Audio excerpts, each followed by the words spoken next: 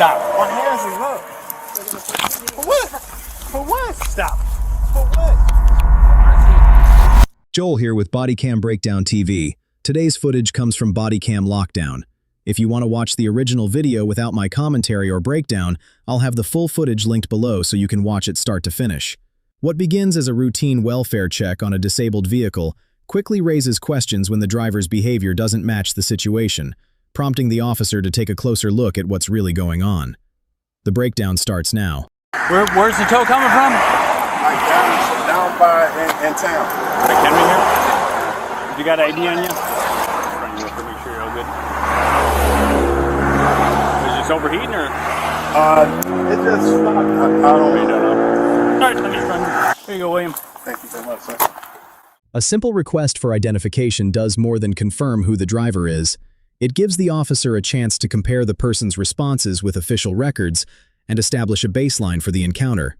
Those early details often influence whether the contact stays routine or requires a closer look. Just overheating, huh?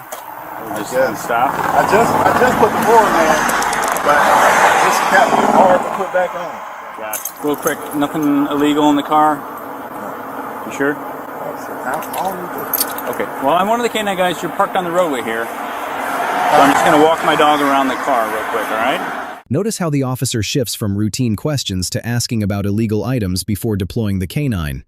That conversation gives the driver an opportunity to disclose anything voluntarily before the sniff begins. Running the dog around the vehicle also provides an independent investigative step that can either reinforce or dispel the officer's growing suspicions. All right, you just want to step over here with my partner? You're staying on this side of me? Oh. I'm trying to get you out of the way. Hey! Because I was finna tell him, he gonna smell the, huh? What's he gonna smell? If you got a K-9, right? As the officer goes to retrieve the K-9, the driver's apparent nervousness becomes another factor to monitor. Officers pay close attention to changes in demeanor during key decision points. Staying nearby also limits unexpected movement while the next investigative step is being set up. I feel like maybe you're worried about something just No, I'm not worried about nothing. I'm just telling you. Once you walk your dog, like the dog, like if you start like anywhere around here, right? Anywhere. If people smoke in a car or around your car, marijuana get anywhere. So even we're not worried about weed. We're not concerned about it. Even your seat. So I'm saying. By volunteering an explanation before the K-9 is even deployed, the driver appears to be trying to account for a possible alert in advance. Officers will weigh statements like this against everything else they've observed, using them as one factor in assessing whether the explanation is consistent with the overall encounter. The dog gonna hit. Okay. Any type of marijuana, anything. Okay, so let me ask you this. If you're pretty confident the dog's gonna hit because of cannabis, right? Is there anything other than cannabis in the vehicle? No. The driver's behavior appears increasingly guarded, which can naturally draw closer attention from officers as they continue evaluating the situation. Rather than relying on a single observation, they're looking at the totality of his actions to decide whether the encounter warrants additional investigation. Hey, William, you're making us real nervous here. No. I'm seeing if that's him. The truck that just went past. He had a car in there. Do you have anything in your pocket? What's this? My wallet, sir. You just seeing that? I didn't know what you were saying. All right, I'm just going to run him around. Have you smoked weed in there today? Yes or no? I don't smoke. The driver's behavior appears to be raising the officer's level of concern. When someone's actions don't match the circumstances, officers often slow the encounter down and gather more information before deciding how to proceed. I understand you're concerned about the weed. There's nothing other than weed in the vehicle that's illegal? No? Okay. So, would you give us consent to search the vehicle? I'm just asking you because I know you're concerned about the dog, it seems like. The hesitation before answering a consent request can give officers additional insight into the driver's decision-making, even though hesitation alone doesn't prove anything. At this stage, they're also documenting the response carefully because consent must be given voluntarily to be valid.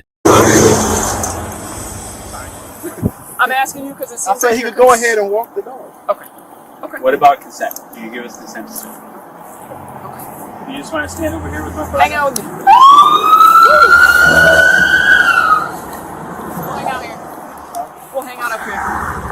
His reluctance to give consent suggests he's carefully weighing his options rather than making an immediate decision. From the officer's perspective, that hesitation becomes another behavior to evaluate as they determine what investigative steps, if any, are available next. Hey, we're gonna hang out up here. He's gonna walk the dog around. I don't want you standing too close to the dog. Can you stand in the grass for me, please? Thank you. Thank you. He's a nice enough dog. The K-9 sweep is about to provide the officers with another investigative tool, independent of the driver's statements. What happens next could either reinforce their concerns or help rule them out, making this a key decision point in the encounter. Sure there's nothing in there? To be honest with you, if there is something in there, we can try and work it out as long as you're honest about it. I don't give consent to search. Okay, that's fine. While the K-9 sweep continues, the officers are relying on a standardized investigative step rather than assumptions alone. That process helps guide their next decision based on what the dog does, or does not, indicate. With the exterior hit by the K-9, that gives us probable cause to search at that point. He ain't hit on nothing. We both just saw him lowered on the vehicle. Right here? Yeah. He hit right here. Yeah. So look. And I don't know. Hold on. We're not going to open it. Huh? You get out the driver's door, too. He ain't hit on. Look, I'm telling With what appears to be a K-9 alert, the officer's attention naturally shifts to the driver's behavior as they prepare for the next step. Any signs of restlessness or sudden changes in demeanor become more significant because officers are watching closely for unexpected decisions while they move the investigation forward. So I didn't see him hitting nothing. Okay, that's fine. It's all on body cam. We got body cams. Okay. All right? So let me ask you this, right? Now, how am I supposed to legitimately know if he Even after what appears to be the K-9 alert, the driver continues trying to minimize its significance rather than addressing what officers are investigating. At this stage, the officers are focused on the objective evidence available to them, not on which explanation is offered first. I see your dog here right here. Okay. So what's right here? He did not hit right there. Yes, he did. Okay, that's- I'm telling you. Okay. So You're look. going to stand over here. So look. William, listen I'm to me. telling you. I'm telling you, we're going to search your car. That's illegal. Okay, well, that's your determination, right? It's not my determination. You're parked on the roadway. Once officers explain they're moving forward with the search, the driver's disagreement doesn't change the investigative process. At this point, the officers are communicating what they're doing and why, helping document that the search wasn't carried out without explanation. Listen. If you hear, he here, right? William, we're done talking. Now, stay over there. Listen. You're going to handcuffs. I'm right? not. Listen. I'm listen. not. I'm going Just back. for our I'm going safety. back. Our I'm going safety. back over here. Look. I'm going For back. our In the safety. grass, I'm right here. At this point, I'm for right our here. safety. I'm right here. Look. You haven't been Done. The driver continues trying to argue his position, but the officers have already moved past that stage of the encounter. As they prepare to detain him, the focus shifts to safely managing his movements so they can complete the search without unnecessary distractions or uncertainty. Look, Going I'm in done. handcuffs right now. I'm done, sir. Stop. I'm done. Stop. Look, my hands is up. Stop. My hands is up. For what? For what? Stop. For what? For our safety. For what? For our safety. For my safety. You wanna What get about bit? my safety? What about my safety? This is for you. Once the driver resists being handcuffed, the officers' priorities change immediately. Their focus is no longer the vehicle search. It's gaining control of the detention safely so they can prevent the situation from becoming more unpredictable. I haven't done nothing. No. Stop. Get down on the ground. Get down on the ground. I haven't done nothing.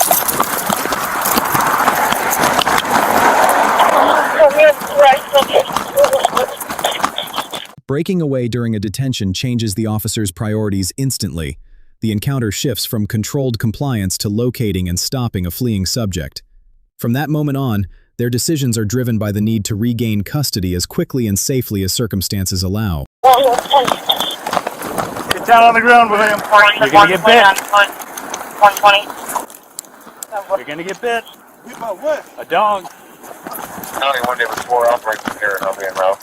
Where are you going to go? I haven't done Get the County dog. one day, video detection. nothing. Running back to the vehicle adds a new level of uncertainty because officers can no longer predict what the driver's next move will be. That sudden change forces them to quickly reassess their tactics while preparing to respond to whatever happens next.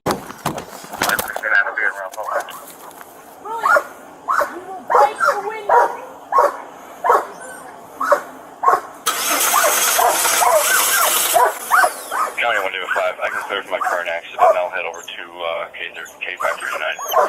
Got it in by the door. As officers continue giving commands, it appears the driver has started the vehicle, creating another tactical concern. Even if the car can't move, officers have to treat it as a potential threat until they're certain it no longer presents a risk. What you do that for? Unlock the door. I'm coming out. Okay. I'm coming out. Which car? Right here. Hands